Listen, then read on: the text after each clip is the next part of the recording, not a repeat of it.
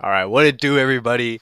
You know what this is. UFC 300 was just last night. My initial immediate reaction video got lost, so this is my morning after reaction after being able to kind of take it in, let the smoke clear a little bit.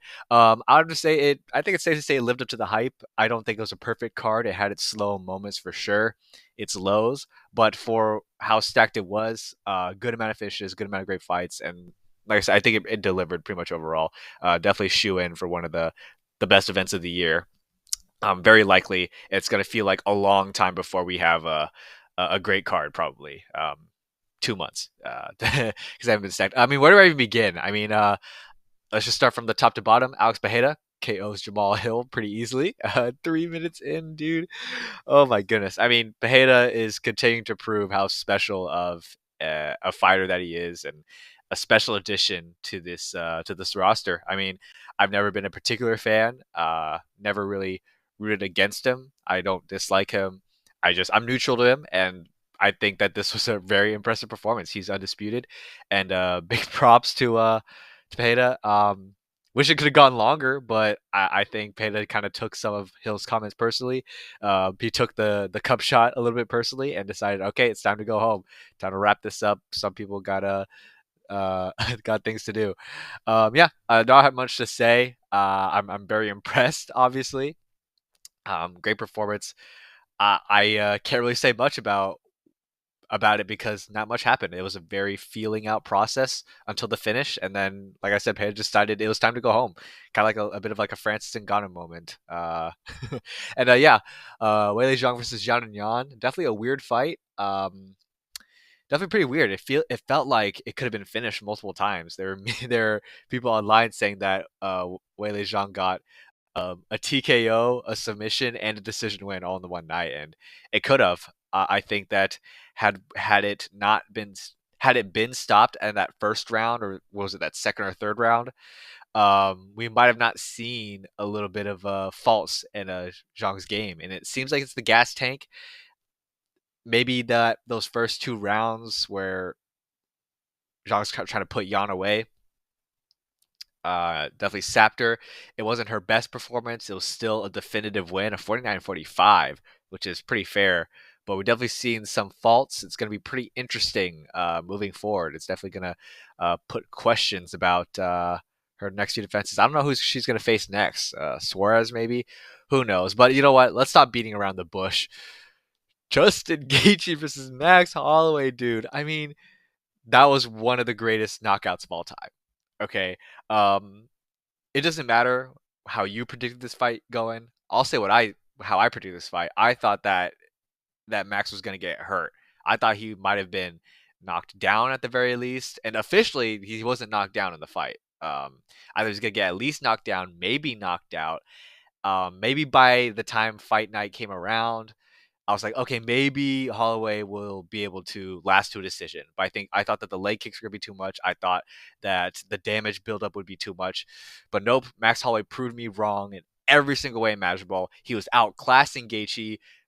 He did more damage. He had more output. He was cruising to a decision, 48-47, arguably 49-46. And then, of course, I don't need to tell you what happened at the very end.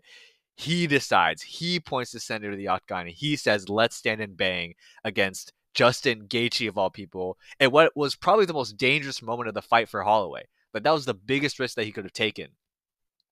And he took it, and he was the one who knocks out Gaethje in the last second. I mean, absolutely, it's absolutely insane. I mean, I'm trying to reserve myself because my reactions last night were obviously a bit more higher.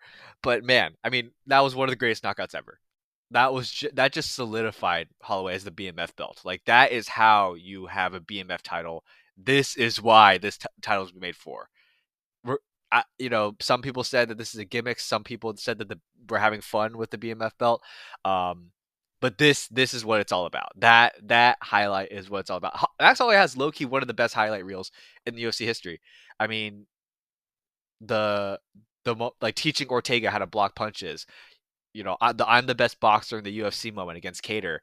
Everybody loves to replay those last 10 seconds against Lamas, where Holloway points to the center, they stand and bang, and Holloway just upgraded that moment in spades. I mean, To have a performance like that, to just silence the doubters like myself. Like Holloway's my second favorite fighter of all time, and I thought it was gonna be bad for him. But Holloway's like, nope, I'm gonna be the one who does more damage. Holloway's the most hit fighter in the UFC. No other fighter has had more significant strikes landed on him, and he knocked out Justin Gaethje without a scratch on him. Okay, the only damage was on his leg, his left leg. That's it. That's it. I just absolutely insane. Like Holloway beats Taporia. How could you not be convinced of that now? I know that Styles makes fights, and that's what played into this one too. I was like, oh, Poirier's beaten Holloway twice, and Gaethje just knocked out Poirier. Yeah, it would feel like Gaethje would be Holloway, but MMA math. This is one of those times where MMA math doesn't work. Styles makes fights, and oh my gosh, dude, like he just sapped the life out of the rest of the card. I mean, as memeable as the Pereira knockout is, and cold and iconic, it's just like I wasn't even recovered yet from what happened here when Zhang's fight started, dude. Man, what an amazing moment. I gotta move on. I gotta move on. But Holloway, that Hall of Fame spot is gonna keep warm for you now. All right, man, what a fight, what a moment, man. That is just he's my hero, dude. He is my hero. I bought merch like just now because of it. He earned it. Charles Oliveira versus Arman Sarukian. I think that the scorecards went to the right fighter. I think that Sarukian won. I'm not as gutted as I thought I would be for Charles Oliveira losing. I think that whatever Olives loses, it just kind of it feels like it's riskier, or it feels like it weighs more because of the narrative behind Oliveira losing and being a quitter, right? And it's like his losses don't define him. That's kind of the whole narrative. So it kind of hurts a little bit more normally to see him lose. This time it didn't because it was competitive the whole time. It's not like Charles getting necessarily dominated. I think that he was always working, but the MMA rules favor Sarukian, in which, if Olives is just gonna welcome Sarukian to the guard and always fight off his back, sure, he's very active, and sure, he's keeping competitive, and he's not looking helpless out there. But like I said, the rules favor control time, and I think Sarukian won as he should have. So, good performance for Sarukian. Tough matchup for Charles. I wish it gone longer on the feet. I do think that Oliveira could have won on the feet, but Sirkin did what he was supposed to do, and all was obliged. And like I said, I think the decision went to the right person. It probably would have been a robbery if. Actually, you know what? I'm not going to talk about robbery this, robbery that. The decision was made. This is the decision we have, and I think it went to the right person. Bo Nickel, good finish. I mean, I try not to send too much hate to Bo Nickel. I mean, as much as I could care less about him being on the card, it's like it's not his fault. Like I said it before in the prediction video, it's not his fault that he's on the card or this high. He's just taking a big opportunity. He's still got a very quick finish. He knows that there's a lot of eyes on him. He knows he has a lot of high expectations, so he was beating himself up over it about not getting first round finish, but he got it. All fair play to him. Why does it say this fight's canceled for some reason? Okay, whatever. Prelims. If it loads, you know what? Well, I'll just go to it now. Feature prelim: Yuri Prohaska versus Alexander Rakic. I mean, come on, dude. I mean, Yuri won in the exact way you would expect him to, and not in the way I predicted, but still what you expect to come out of Yuri. So I was wrong in the sense that I thought that because of the layoff, Rakic would look helpless out there. He would look lost against Prohaska's style. He didn't look lost. He looked very great in that fight. He was doing very well, kind of piecing up Yuri, hurting him a lot. He was winning. He was up that fight. And that's the thing with a Yuri Prohaska fight. And that's what I mean when I say it went how he would expect a Yuri fight to go. In which Yuri is behind until he isn't anymore. He's behind until he hurts you. And that's the thing. He just totally outdogged Rakic. He took all of Rakic's leg kicks, just ignored him. Anytime he got countered in the face, he just got angrier. And then he just showed levels. He just showed levels with his power. Okay, he just broke Rakic. Prohaska showed the true samurai heart, the true samurai grit. Man, that was such a satisfying performance and a satisfying win. Like I said, in the way that you expect Yuri Prohaska to take it. I mean, if I played Rakic, he definitely stood there and gave us a fight, but I told y'all he was just going to Prohaska's just going to outdog him. And yeah, it means more to me that Prohaska was this fight. And I'm gonna say this because this may very likely be my last UFC prediction or reaction video. Prohaska's fight against Teixeira was to me what Griffin versus Bonar was to so many other UFC fans. I've been watching UFC for about 6 months before the Teixeira Prohaska fight, but I was only watching the pay-per-views and only watching the main cards. But after that fight, there was no turning back. I was going to be a longtime fan. And so that's why this comeback win means a lot to me. And yeah, once again, just a classic vintage Yuri performance. He's one of the most entertaining fighters on the roster, hands down. I believe that going into this card, I think that obviously some moments overshadowed others, and but yeah, love Yuri. Congrats to him. Sterling dominates Cater on the ground. I mean, I don't have anything else to say. I can't be salty about it. I no hate to Sterling. I mean, it's not Sterling's fault that Cater couldn't grapple, dude. He didn't show up tonight or yesterday, and it's unfortunate. Sterling's supposed to earn stock from this fight. I mean, featherweight debut, and it was a flawless performance, but it was such a dull fight. It's like Sterling cannot win, right? If he wins, he loses. If he wins, his fights have asterisks on them. Close fight against Cejudo, one arm TJ, and then he tries to make an entertaining fight, and then that's the one where he gets finished by Sean O'Malley. Now he wins, and it's a super boring fight. Dude cannot win, bro. We'll move on. You know what I mean? Calvin Cater, maybe Diego Lopez next. That would be a cool one. Uh, yeah, yeah. He should be fighting against Edson Barbosa. I hope Leon. Okay, I hope Lerone Murphy pulls out so we can get a Cater versus Barbosa, please. Anyways, all props to Sterling. Good performance. Kayla Harrison, very impressive. I mean, just was in there to put home away, and she did. I don't think that home nowadays is a really huge win, but on paper it's going to go far away. And there's a good chance we're going to see Harrison fight for the title. If not this year, then early next year. So props to Kayla Harrison. Congrats. Diego Lopez, dude's got some power in his hands, dude. I'm gonna get behind it now. Like, this is a potential star in the making if we don't already have one.